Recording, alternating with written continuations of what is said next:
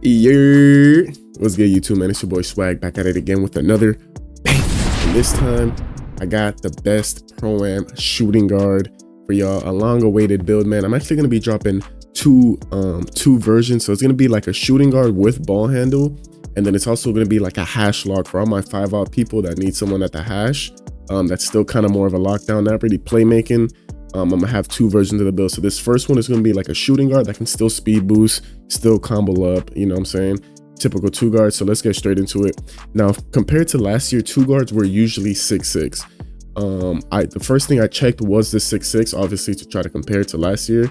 If you guys remember comp pro-am two guard builds from last year, it was 6'6". So the first thing I went to 6'6", and I did want 93.3. If you're gonna be shooting at the hash and you want to be a consistent shooter, go limitless, especially now that it's a little cheaper this year with it only being 93 as opposed to 96 from 2K24. I felt like to be a real threat from three, you wanted that go limitless. Now, if you look at the 6'6", 93.3, obviously you needed the 6'7" wingspan to get the 93.3, and on the 6'6", 93.3, you can only get a max of 92 steal, which gives you gold interceptor, which is enough for gold interceptor, gold glove. For me though, personally, maybe it's too much, but I wanted Hall of Fame interceptor on my shooting guard. You're playing the hash, you're playing off ball from the lockdown, so you want to be able to play lanes and, like, you know what I'm saying, get a lot of lane steals. So maybe it is too much, but I did want Hall of Fame interceptor on my build, and you cannot get gold limitless and Hall of Fame interceptor on a 6'6". So what I decided to do next was test out the 6'5s. So I went down to 6'5". You're able to get a longer wingspan. Since being 6'5", you can have a 6'9" wingspan now while still keeping that 93.3. And we are gonna go a little bit heavier with weight. Weight, if you guys didn't know, acts as like extra strength. So with the 6'5", we're able to still get that 93.3 for that gold limitless. But now when we go to steel, we're almost able to get 99 steel. Obviously, we're not going to raise it that high, but we are going to go to that 94 steel, which does give us that Hall of Fame interceptor, which is what we wanted. So we have that pair of the gold limitless range to be a knockdown shooter and Hall of Fame interceptor. And then we're going to match that with a 92 perimeter for gold challenger. And then once we raise our agility to an 80, we're going to get all the gold defensive badges, on ball menace, which is similar to Clamps, pick dodger. So you're pretty much almost a lock. Obviously, locks are probably going to have like high 90s in the defense, but being 94 steal, 92 perimeter, definitely more than enough. We are going to go with a 71 strength. 71 strength does give us that bronze immovable, as you're going to see. We get that bronze immovable with that 71 strength. It's not the craziest thing in the world, but it is a nice addition as opposed to not having no strength. So you will get a decent amount of good bumps because of the bronze immovable. Now for the block, I wish you can get the 68 block for high flank Dion bronze, which is similar to chase down, but it's impossible on this build. It maxes out at 67, unfortunately, one shy, but we still max it out. If you guys don't know, block, if it's anything like last year, is super crucial, not only for getting better contest in the paint and like potential to get chase down blocks on fast breaks, whatever, but it does, some people still don't know this, block does give you better jump contest for perimeter contest. So obviously you're going to be guarding the perimeter on this build. Having block does give you farther and longer jumps, so you get better contest while on the perimeter. So definitely want to max out your block. As we move to ball handle, like I said, this is a two guard build, so you are going to want to be able to dribble a little bit. We're going to go with 86 ball handle, which gives you that ankle assassin on silver, and then with a 75 speed with ball, which does gives you lightning launch on silver as well. If you want, you can use your max badge perk on one of these. If you want to get gold lightning launch, if you feel you're not moving as quick as you want to be, you definitely can use your max badge perk there to get gold lightning launch, if that's something that interests you. Now for the finishing isn't anything crazy. We're gonna max out our standing dunk, which is only a 68, and then driving dunk to a 65. Again, if it's similar to last year, 65 does unlock decent dunk packages. So if it is open, if it's not super contested, you'll still be able to get some decent dunks like athletic hangs off one, which only required a 65 last year, and then 68. So if you do get hit on the cut and you're kind of, the pass is kind of late, so you're kind of already down there, you'll still be able to rise up and get a decent standing dunk with a 68. Now, because we weren't able to get high flying denier, which was 68 block mixed with a 60 vertical, we're actually going to keep our vertical at a 45. Unless you need vertical for dunk packages, we don't know. We weren't able to look at any animations or anything like that during community day. So I don't know if you need a certain vertical to unlock the dunks that you would need with this rating.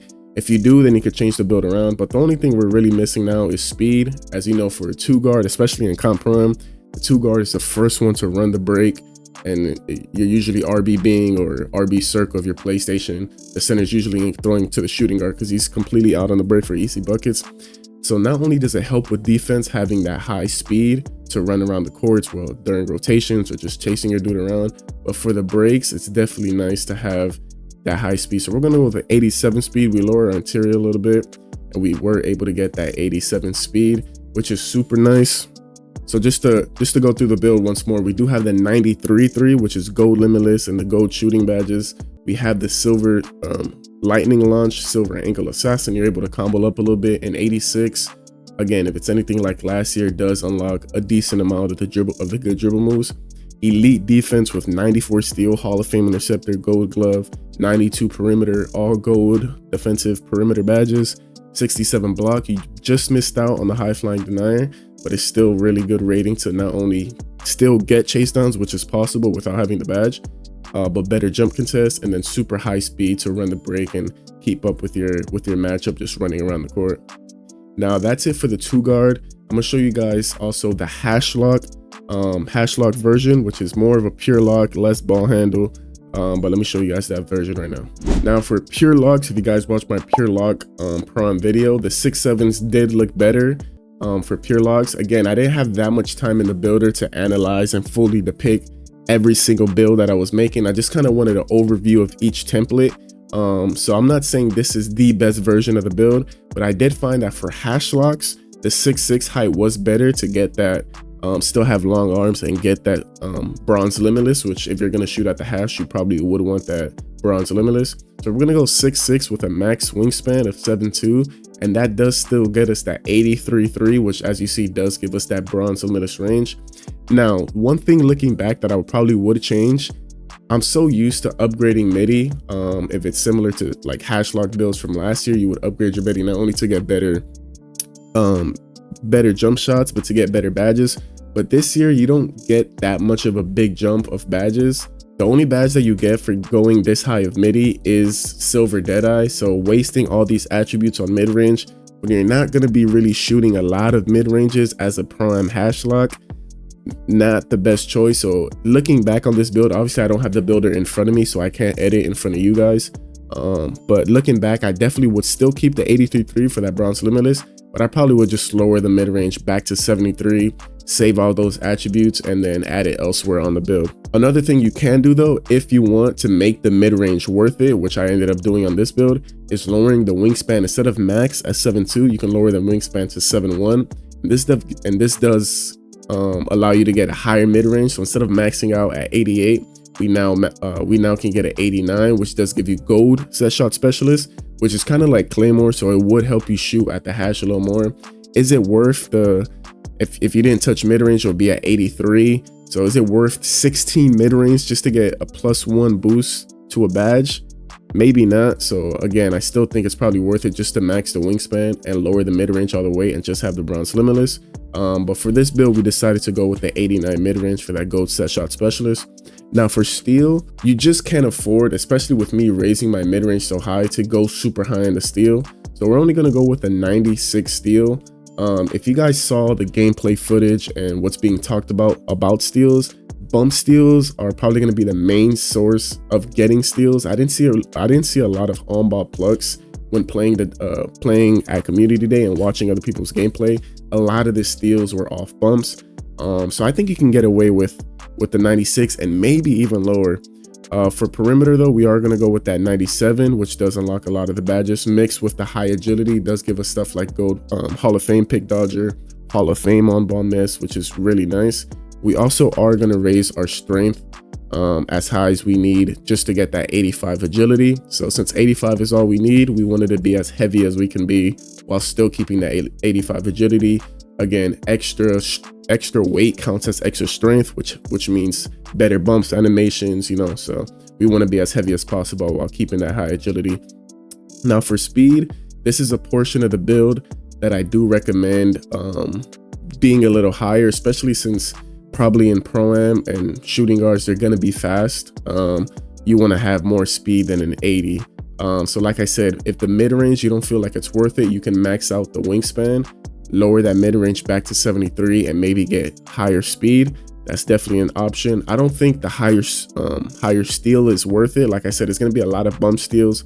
So a way to get bump steals is to be faster and try to blitz the hand and blitz the wrap and do all this. So I do think lowering the mid-range will be better. Now heading to the finishing, we are going to go with a 72 standing dunk, which as you see does give us that bronze rise up, which is when we weren't getting hit on the hash cuts. Maybe sometimes you are in the corner and then they call a corner cut. You want to be down there, you want to be able to kind of rise up and go up with that standing. Now with post control, it would be nice to get that 87 post control. Like I said, it makes the build more offense oriented and more of a threat offensively. But the 87 was kind of expensive, so we are going to lower it just a little bit. Instead of gold postal poet with the 87, we are going to lower it down a little bit because as you see, we only have a 62 strength, and this being a hash lock, we want to have strength on the build. So we end up lowering the strength a little bit, as you're going to see. So obviously the post control is nice, but seeing how we were lacking in the strength, and this is a hash lock, you want to have strength on the build to complete the build as a lockdown.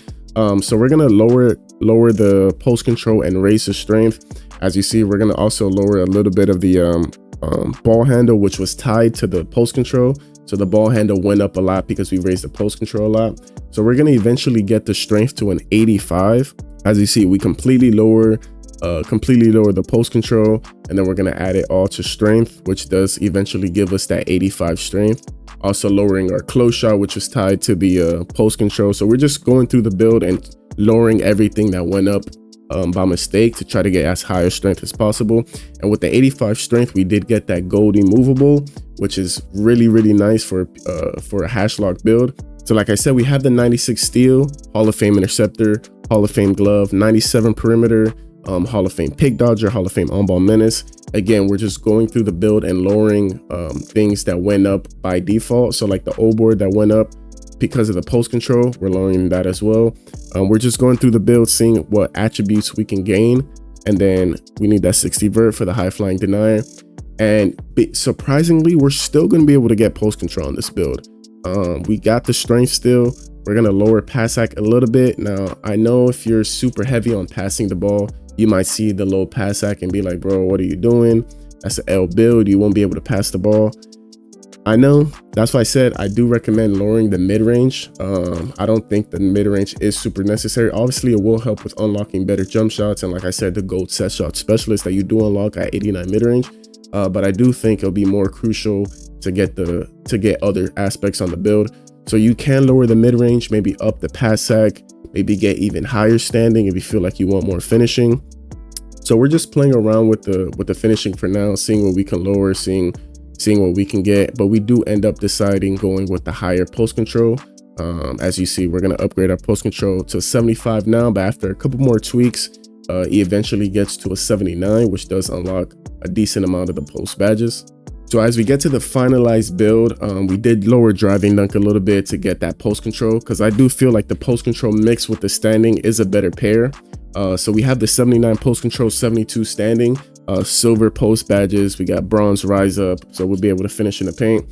89 mid range. You can decide if you feel like it's necessary of sacrificing that much attributes just to get the gold set shot specialist and potentially best jump shots. T-Mac last year required an 87 rating. So if you lowered your mid range and only had the 3-pointer, you wouldn't be able to use T-Mac. I'm not saying T-Mac is 87 rating again this year. We don't know the jump shots. But if you feel like the mid-range is not worth it, you can definitely lower that and put it on the build elsewhere. Only 49 pass hack, so definitely tough on that aspect. 69 ball handle, 65 speed ball. Like I said, it's more of a hash lock.